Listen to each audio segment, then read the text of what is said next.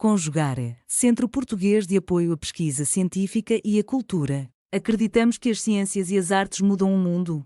O conhecimento transforma, e isso nos motiva.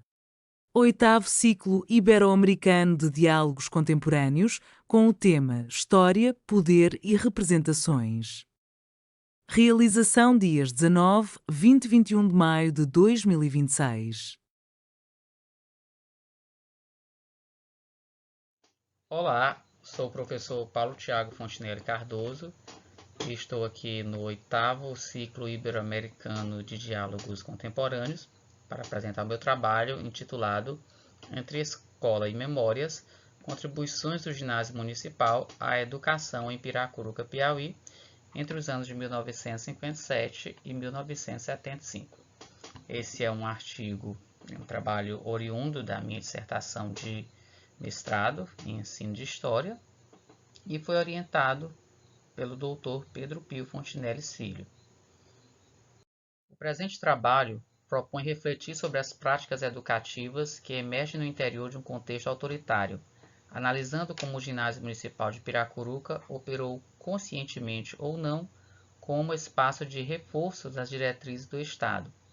Ao considerar a escola como espaço de memória, cultura e disciplina simbólica, buscamos contribuir para a construção de uma consciência histórica que valorize o papel das instituições escolares locais na formação de sujeitos e na reprodução às ideologias dominantes, promovendo assim uma leitura crítica do passado recente da educação brasileira. Bem, como eu falei anteriormente, o artigo ora apresentado, ele é oriundo da minha dissertação de mestrado, que foi defendida recentemente, né? E ele vai tratar das disciplinas ministradas, né, não só das disciplinas, mas do todo o universo, tá, do Ginásio Municipal de Piracuruca, no contexto da ditadura militar. Aqui nós temos duas fotografias do meu objeto de pesquisa, né, do Ginásio Municipal de Piracuruca. Ele foi uma instituição de ensino que existiu entre os anos de 1957, foi fundado em 1957 e existiu até a década de 70, mais precisamente até o ano de 1975, quando ele foi englobado pelo poder estadual. Aqui as fotografias, nós temos aqui uma primeira na época de sua criação, ainda no final da década de 50, e a fotografia maior, onde a gente pode ver a instituição escolar de frente, já é da década de 1960. O trabalho tem o objetivo principal de compreender as influências e mudanças na legislação educacional interna da instituição de ensino Ginásio Municipal de Piracuruca, a partir da implantação da ditadura militar em 64 no Brasil, e desse modo pensaremos como o processo educacional e de comportamento na referida instituição de ensino foi moldada no período ditatorial, a partir de agentes municipais que primavam pela ideia de ordem moral e principalmente obediência. Metodologicamente, a pesquisa está centrada na análise da documentação referente à legislação escolar produzida no período, que antecedeu a implantação do golpe de 64 e nos anos que seguiram a implantação do dito regime no Brasil. A documentação ela é composta principalmente por leis e decretos que direcionavam a educação brasileira e os regimentos internos do Ginásio Municipal de Piracuruca dos anos de 1957, 1964, 1965 e 1967. E fotografias produzidas pela escola e constantes nos arquivos da escola no período estudado. Vale lembrar que a documentação da instituição escolar nesse período ela não é muito vasta, né? Possivelmente existiram outros regimentos, mas muito não foi preservado. Esse é o que a gente encontrou na nossa pesquisa e foram esses que foram analisados. Aqui eu trago a estrutura do artigo sobre o tema proposto, né, entre o pensar, o aprender e o obedecer, a legislação educacional a partir de 1964, E como primeiro tópico, eu coloco a Marcha de Deus com a Família pela Liberdade, né? Foram movimentos que existiram antes e após o golpe de 64, movimento esses compostos por setores econômicos, por setores políticos da sociedade brasileira, né? Além do setor religioso, né? Que ao ver da época, né? Na ideia da época, tentavam, por meio dessas marchas, chamar a população para o combate ao comunismo, né? A ideia maléfica do comunismo segundo o que se pensava na época, né? E aqui na fotografia eu trago uma dessas marchas realizada aqui em Piracuruca no ano de 64. Né? O que eu quis mostrar a partir dessa contextualização é que essas marchas, essas movimentações que apoiaram, né, o golpe militar no Brasil, eles não estavam restritos aos grandes centros econômicos e urbanos, né? Até mesmo nas cidades pequenas, como por exemplo Piracuruca, né, na década de 60, produziram essas movimentações, ajuntando a população a marcharem pelas ruas, né, contra as ideias ditas maléficas para a época. Tá? Como segundo ponto, eu trago os regimentos, como já tinha falado anteriormente, né?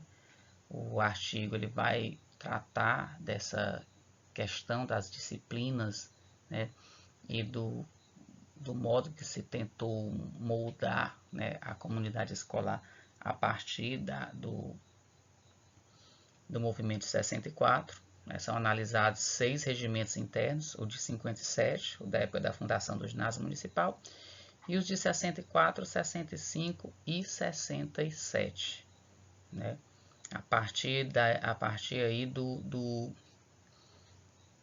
contexto da ditadura militar, esses 3 últimos regimentos, né?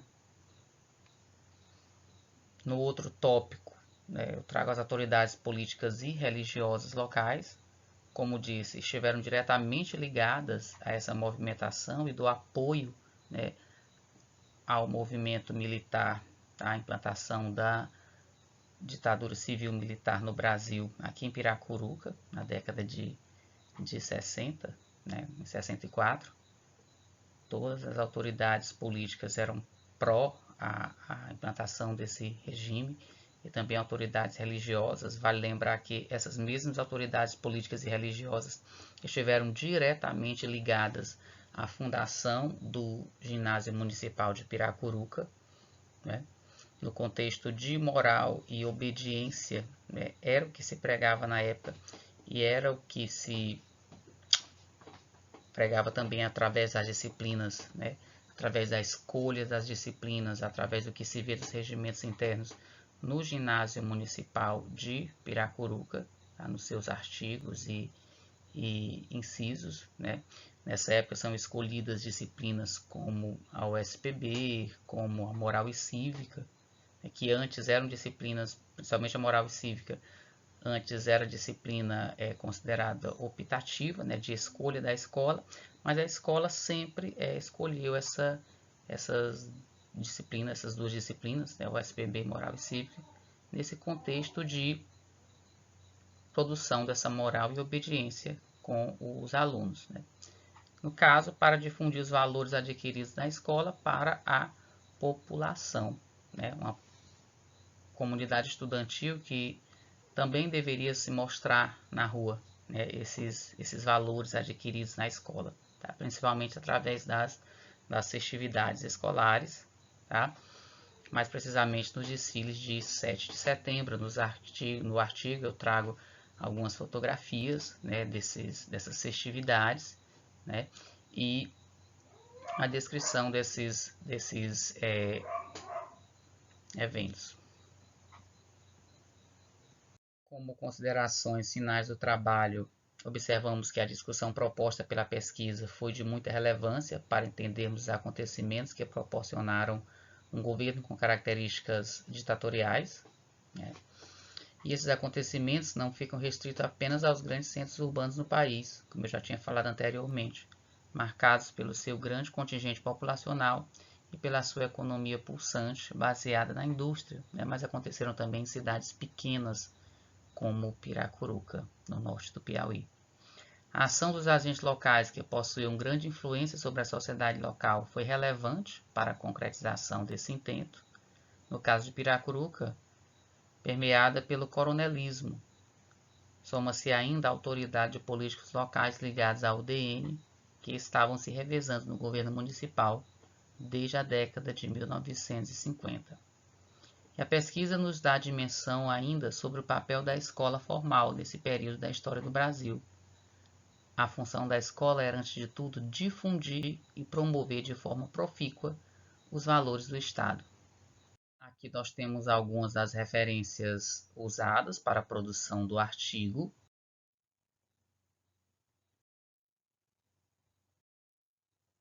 E agradeço por ter participado do 8º ciclo ibero-americano de diálogos contemporâneos. Muito obrigado. Realização: Conjugare, Centro Português de Apoio à Pesquisa Científica e à Cultura. NUPAN, Núcleo de Patrimônio, Arquitetura e Memória Fluminense. Programa de Pós-Graduação em Patrimônio, Cultura e Sociedade da Universidade Federal Rural do Rio de Janeiro. Apoio Editora Cravo e Universidade Federal Rural do Rio de Janeiro. Inscreva-se no canal, comente, curta e compartilhe. Obrigado por assistir.